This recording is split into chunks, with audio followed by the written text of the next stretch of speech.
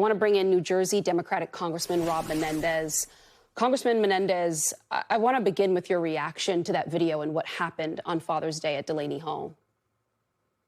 Yeah, it's just horrible to see. I mean, the lawlessness at Delaney Hall continues. As you mentioned, this was a group of individuals who were there, highlighting the fact that many of the detained individuals at Delaney Hall are fathers. They're inside on Father's Day. It was the same situation on Mother's Day when so many mothers were not home with their children, many of whom are U.S. citizen children, because of this administration and who they are choosing to detain, not just at Delaney Hall, but across the country. I want to get your thoughts on a striking new report from the Marshall Project, because, you know, there are these elements of the Trump administration's crackdown that are very visible, like what's happening at Delaney Hall and what's happening at Dilley in Texas. But then there are these other parts of the machinery in the background that I think very few Americans and voters are aware of. The Marshall Project has this new report out about the Trump administration using a little-known and little-used 1996 law in order to fine immigrants. And some of them are facing fines over $1 million. They're said to have deportation orders but still be living in the U.S. But according to attorneys, some have open immigration cases, have permission to stay there. In one case, a woman is married to a U.S. citizen who's an active duty U.S. service member.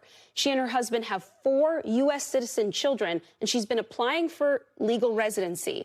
And she has a massive judgment notice against her. And, you know, it appears that the administration is now sending these private firms after immigrants to try to collect this money from them. And I just want to get a sense from you about what's happening here and whether it's above board. Well, what you're seeing is a continuation of Stephen Miller and the Trump administration attempting to use every possible tool to inflict as much harm as they can on our immigrant neighbors. They will utilize any option that they have, including levying fees against individuals like the one you mentioned who are trying to go through a broken immigration system, but nonetheless go through it to the best of their abilities. And this administration is exploiting that broken immigration system to carry out this very extreme, un-American immigration policy that's headed by Stephen Miller. So you're going to see a number of things like this, whether it's fees, whether it's the detention of nonviolent individuals, which ICE's own data shows to be the case, slowing down DACA renewal. All of these things are meant to grind the system to a halt. And it's meant to break these individuals so they give up. That's the reality. This administration wants to deport as many people as possible, not just the worst of the worst, but just as many, sheer, pure volume. They will use every tool that they can, and Americans need to continue to speak out against it.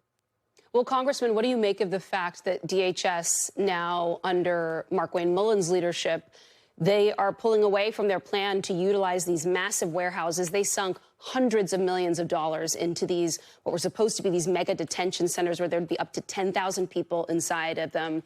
They're backing off of that plan now. They're going to try to offload these warehouses. Does that signal to you a change in strategy, or are they just sort of moving the same ethos, the same ideas, a little bit more into the shadows?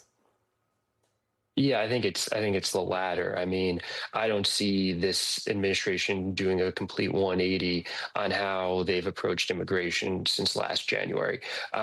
It's a welcome step, especially for New Jersey. We're one of the proposed sites in Roxbury. It's our understanding that that's one that may be shelved by Secretary Mullin.